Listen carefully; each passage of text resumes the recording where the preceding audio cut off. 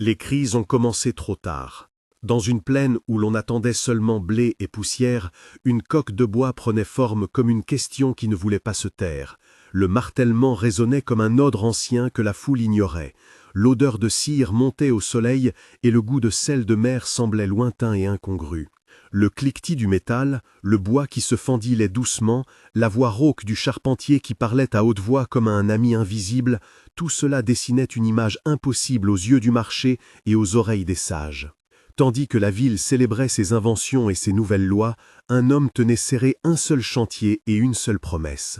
Je vous promets de révéler aujourd'hui des détails que presque personne ne mentionne, le sens caché des choix, la mesure de la foi pratique et ce que cela signifie pour vous maintenant. Si ce récit touche votre cœur, abonnez-vous pour que cette voix atteigne d'autres vies. Entendez-vous déjà la question que le ciel pose en silence? La génération autour de lui buvait la folie comme on boit l'air d'une fête. L'argent devenait culte, la justice une fable, la parole perdait son poids et la moquerie remplaçait l'examen du cœur. On offrait des statues aux idoles du succès et l'on vendait la compassion aux plus offrants. Les lois se tordaient pour protéger l'orgueil, et la pauvreté était traitée comme une erreur de calcul. Les marchés sentaient l'huile et la cire des vitrines, les conversations avaient le son sec de la vantardise, des parfums artificiels collaient à la peau des puissants, et la nuit se couvrait d'un silence doré d'indifférence. Les voix prophétiques étaient mises au placard ou transformées en curiosité. On racontait des blagues sur les anciens livres de Genèse 6 et suivants, comme si elles n'étaient que fables d'un autre âge. Pourtant, sous la ville, dans les ruines du sens commun, plusieurs âmes murmuraient des doutes que l'on taisait par peur d'être exclus.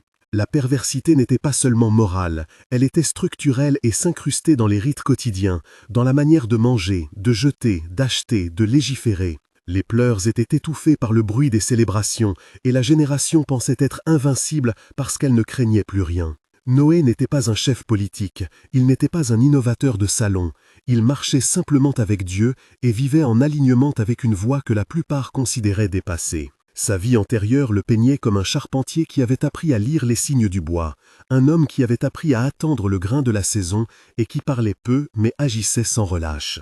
Dans sa jeunesse, il avait vu un père sourire devant la miséricorde et une mère prier sans bruit. Il avait perdu un frère dans une peste que personne ne mentionnait et cette perte l'avait rapproché d'un sens plus large du sacré. Ces souvenirs forment une arrière-scène qui explique pourquoi Noé répondit sans hésiter quand l'Éternel l'appela. Un soir, il marcha hors de la ville et parla comme on répond à un appel intime. « Seigneur, dit-il, si tu veux que je bâtisse, montre-moi comment. » « Fais-toi une arche, répondit la voix, claire et inexorable, pars des plans que je te donnerai et garde une porte. » La conversation fut simple et pourtant décisive. Le dialogue qui suivit avec ses voisins inclut d'abord le rire, puis la colère et enfin l'indifférence, mais Noé tint bon.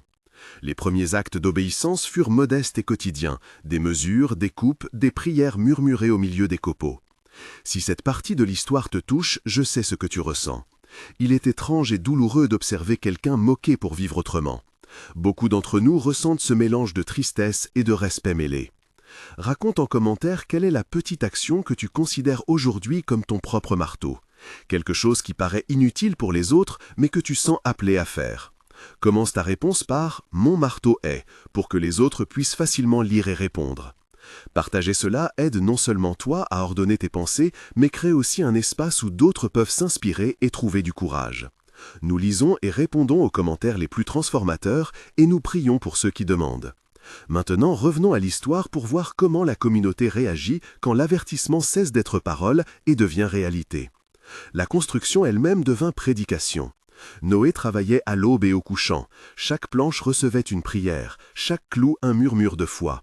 La scie chuintait, la sciure sentait le frais, la sueur salait la langue, la respiration du charpentier marquait le rythme des jours. On voyait la coque grandir comme un slow, mais aussi comme un acte prophétique. La technique appliquée était pratique et précise. On employa du bois résistant au sel et aux insectes.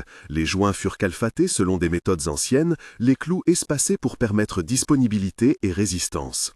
La coque fut divisée en sections étanches reliées par chevilles de chêne et par bitume chauffé. Les habitants regardaient et posaient des questions qu'on répondait rarement. Pourquoi cette taille? Pourquoi une seule porte? Pourquoi rassembler ce qui ne rapporte rien? Dans ces scènes, il y eut dialogue qui tenait l'esprit en haleine.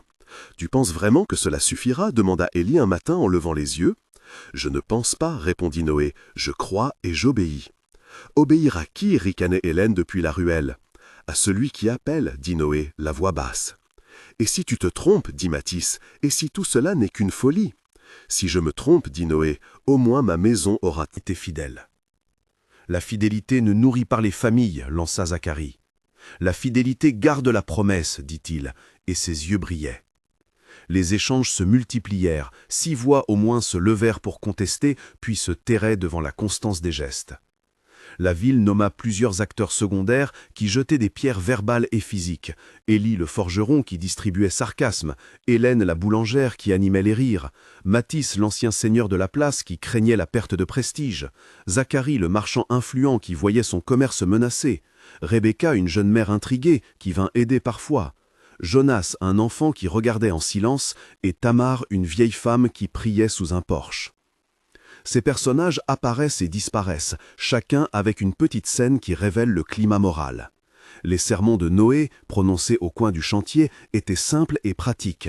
Ils parlaient de repentance, de grâce, d'alliance, d'obéissance. Ces mots avaient la texture du pain et la densité d'une promesse oubliée. La répétition d'images revenait sans cesse, la porte unique comme un seuil de choix, le marteau comme témoin, la pluie en attente comme mise à l'épreuve. Le temps se durcit et la moquerie devint plus agressive. Un soir, une foule se rassembla pour jeter des déchets contre la coque. Le moment de tension fut vif et brutal. Les pierres ne vinrent pas, mais des insultes, des lampes renversées et la menace d'incendie. Noé se tint devant l'entrée et parla bas. « Empêchez-vous de détruire ce que vous ne comprenez pas, dit-il. »« Nous ne détruirons rien, répondit Élie, d'un ton qui voulait être ferme, mais cachait la peur. « Alors pourquoi lancer la honte, grogna Mathis. Parce que c'est plus facile que changer, dit Rebecca en essuyant une larme. Les mains se tendirent, puis se retirèrent, mais l'atmosphère s'enflamma comme un feu de paille. Ce passage fit vaciller l'entendement des uns et confirma la détermination des autres. La tension resta suspendue longtemps après la nuit, et l'on sentit que les divisions se fixaient. Le jugement n'était pas seulement parole, il devint météo. Les premiers signes apparurent comme on voit une lumière lointaine sur l'horizon. D'abord un vent inhabituel, puis un nuage qui s'épaissit, puis des gouttes qui tombèrent et tinrent plus longtemps que la surprise. La pluie ne vint pas comme une tempête, mais comme une décision qui se matérialise. Les rues se remplirent vite d'un bruit d'eau, le marché se confondit avec des parapluies improvisés, des toits fuirent, des animaux cherchèrent les hauteurs. Là encore, la scène de panique inclut dialogues et cris et des prières mêlées. « Où est ta porte maintenant » cria l'un. « Elle est prête » dit Noé. « Pourquoi Dieu ne nous a pas prévenus » hurlait un autre.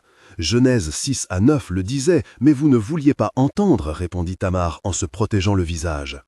La foule se pressa, la mer d'eau monta comme une main qui scelle, et la porte fut fermée non par des mains humaines, mais par un verdict divin. On entendit une claque sèche quand la décision tomba, et la porte fut scellée par une paix étrange. Moment de tension suivant. Dans l'arche, l'existence devint pur test. Le bois craquait sous la pression des eaux, les animaux haletaient, la lumière devenait un souvenir, et la foi se mesurait chaque repas. Les prières se succédaient comme des cordes lancées vers le ciel. « Seigneur, si tu es là, garde-nous » murmurait Noé. « Nous avons obéi » souffla Rebecca. Les craquements étaient comme des questions. Un incident arriva. Une crainte de pourriture d'une soute menaça les provisions, et Noé prit la décision de rationner plus sévèrement. Ses mains tremblaient, mais sa foi ne faiblit pas. Les voix dans l'arche se multiplièrent en encouragement et en doute, en réveil nocturne et en chant lent. Ce fut un long mois de silence et d'écoute, et chaque matin, la prière servait de pain. La tension culmina lorsqu'un cri d'enfant réveilla la nuit et fit croire que la cale prenait l'eau. Les hommes et les femmes se levèrent, les outils furent brandis, on colmatait et on jurait de ne pas lâcher. Ce fut un test d'endurance morale et technique, et Noé guida par un mélange de savoir-faire et de prière. La résolution fut lente mais ferme, et ce soir-là, la foi devint plus concrète que la peur. Quand la pluie cessa enfin, le monde avait changé d'échelle. L'eau couvrait montagnes et villes, les voies habituelles étaient portées par des vagues, et l'horizon était une mémoire floue. La descente de l'eau fut une opération lente et sacrée. On attendit des signes d'émergence, un rebond de lumière, une branche, un rocher. Un corbeau fut d'abord envoyé, et il revint. Puis une colombe partie revint avec une feuille d'olivier fragile au bec, et la joie se répandit dans l'arche. La terre réapparut comme une promesse accomplie. Noé ouvrit la porte, et la senteur de la terre mouillée envahit tous les sens. Le goût du sol nouveau, la vue des collines, le son d'oiseaux inconnus, le toucher des pierres. Ils descendirent, offrirent un sacrifice et une prière, et Dieu fit une alliance visible, un arc dans le ciel, comme rappel de la promesse. Genèse 9 fut alors récitée et gravée dans les cœurs, une alliance entre le Créateur et les vivants. La vie après le déluge posa de nouveaux défis. Il fallut réapprendre à semer, à compter, à pardonner. Les relations se recomposèrent doucement, et la foi fut testée par la tentation de reconstruire les mêmes structures d'injustice. Dans ces mois, la communauté vit des passages décisifs. Un des moments de tension majeure survint lors d'un débat sur la répartition des terres, un affrontement verbal qui menaça de reproduire les vieilles injustices. Les négociations duraient des jours, et ces nuits, on pria, on argumenta, on pleura, et finalement, une décision de justice et de grâce fut prise et scellée par une prière collective. Le récit ne se termine pas avec l'arche sèche, mais avec une série de lendemains. Et voici l'épilogue temporel qui parla aujourd'hui et que je vous partage en 3 moments. Dans un mois, après la décrue, les remembrements de vie commencent. Des familles se retrouvent, des alliances locales se refont. Certains reviennent à leurs anciennes pratiques, d'autres choisissent un chemin différent. C'est un moment pour observer qui désire vraiment changer. À 3 mois, on voit les premiers fruits visibles des choix faits pendant la tempête, des champs replantés, des écoles rouvertes, des assemblées qui prennent soin des veuves et des orphelins. Les personnes qui ont pris des décisions d'obéissance commencent à inspirer des voisins, et la parole de l'épisode coule dans des conversations quotidiennes. À 6 mois, la trace du jugement et de la grâce devient institutionnelle. Des lois sont réécrites pour protéger les faibles, des rituels de mémoire sont établis pour ne pas oublier la fragilité humaine, et la promesse de l'arc est enseignée comme un rappel de l'alliance. Ces 3 étapes montrent que la miséricorde demande aussi engagement continu, et que la grâce appelle transformation durable. Si aujourd'hui tu ressens une poussée pour agir, ne la laisse pas pour plus tard, car la grâce appelle et le temps ne s'étire pas indéfiniment. Techniques et rituels se mêlèrent dans les premiers jours de reconstruction. On conserva des méthodes anciennes de calfatage, on mesura l'alignement des poutres selon les plans inspirés, on offrit des sacrifices de gratitude, et on institua une prière publique de remerciement. Ces détails techniques et rituels montrèrent que foi et savoir pratique vont ensemble, et que l'adoration s'exprime aussi par les mains qui travaillent. La leçon pour aujourd'hui est claire et douloureuse. Il y a une porte dans ta vie qui demande une décision. Peut-être est-ce un engagement de foi différé, un pardon que tu n'as pas fait, une adresse à l'Éternel que tu remets à plus tard. La grâce est encore offerte, mais souvent, nous sommes ceux qui réduisons sa portée par notre indécision. Si tu veux un pas concret, commence par nommer ton marteau dans les commentaires et demande la prière. Si tu désires, écris « J'entre aujourd'hui » et nous prierons pour toi. Inscris-toi sur la chaîne si tu veux recevoir d'autres récits qui appellent à agir et à vivre différemment. Souviens-toi que l'arche n'a pas été condamnée mais pour sauver. Et la porte unique n'était pas un mur mais une invitation. Que ton choix aujourd'hui soit de répondre à la voix qui appelle.